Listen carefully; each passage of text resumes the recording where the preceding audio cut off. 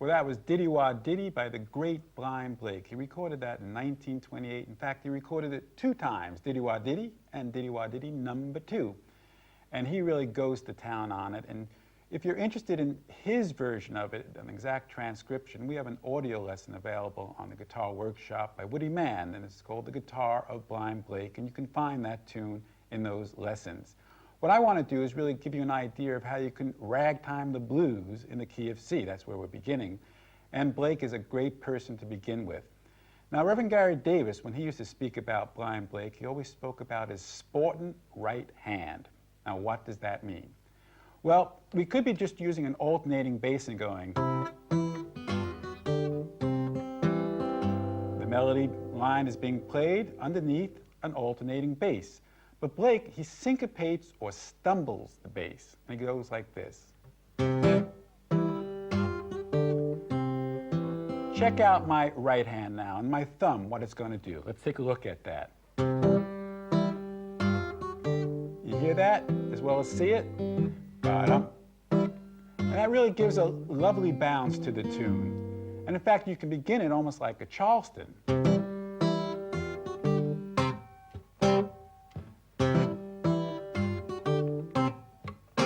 Ending up on that C7. Then you have a nice break, a nice riff in the F position. Now take a look at my left hand. Check out the way I'm playing my F chord, because throughout this lesson, in fact, throughout all my lessons, this is the way I play an F chord. I'm not doing a bar F chord. That's a very limited position, and I don't recommend it at all.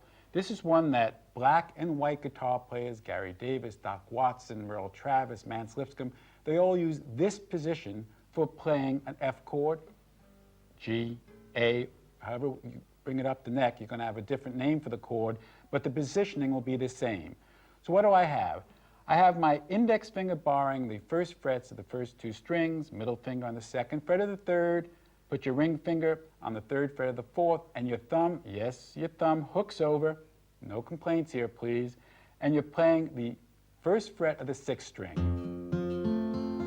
Now that 5th string is dead. All I'm doing is having my thumb or a little piece of skin on my ring finger touch it. You could, and Gary Davis used to do this, take your ring finger and play both the 3rd frets of the 5th and the 4th, but not necessary for Diddie Wah Diddie. So just get that F position and you have.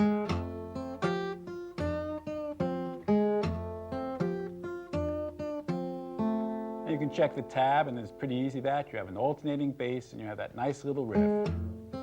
With a wham, hammer, back to your C, F, and you can stumble there if you want. Now we go into the G chord, and we play a riff. And notice what I'm doing. All I have is my thumb on the 3rd fret. This is the easiest chord in the business. On the 3rd fret of the 6th string, this is a G chord. And then we resolve it with that same F,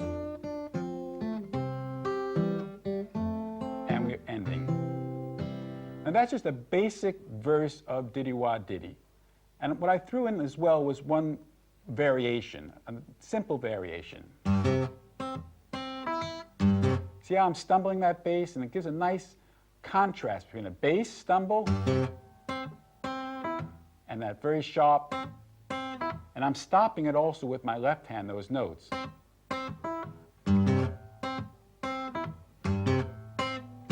Rocking back and forward.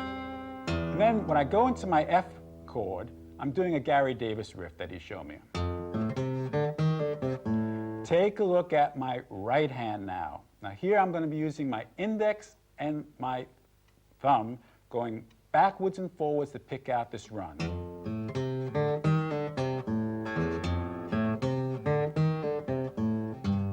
And I could do this. You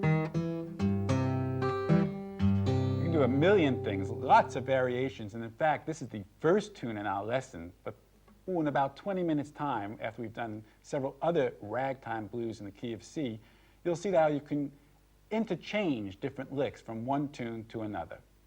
So we have that F, and into the C. I'm doing a nice easy stumble here. And then we end it the same way as we did the regular verse.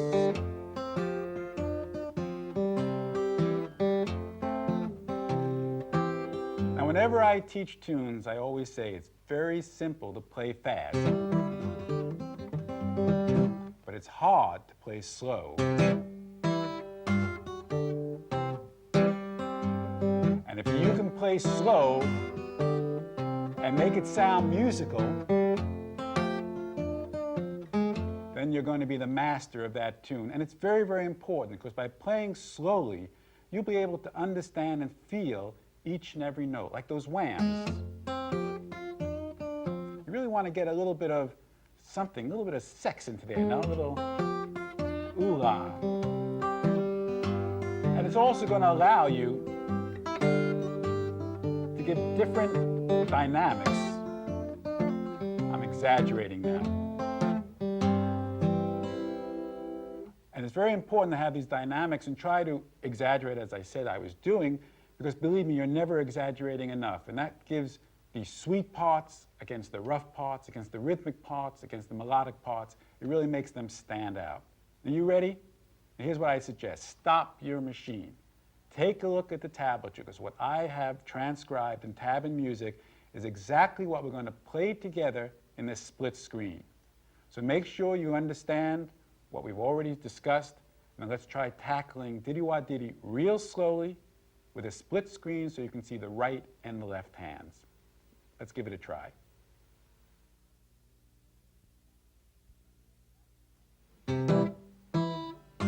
Nice and slowly. Stumble. C7. F lick.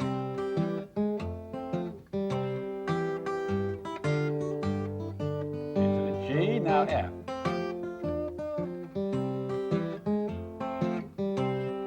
Do that again. Stumble.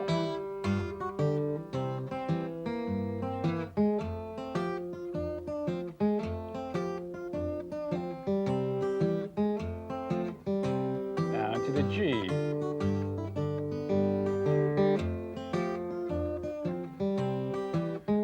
Now do that Charleston.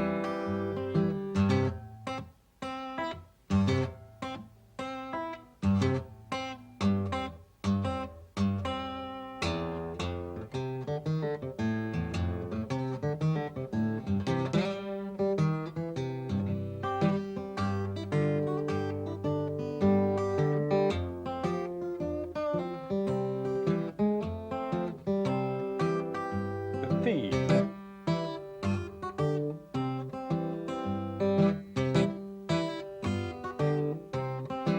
C7, the F.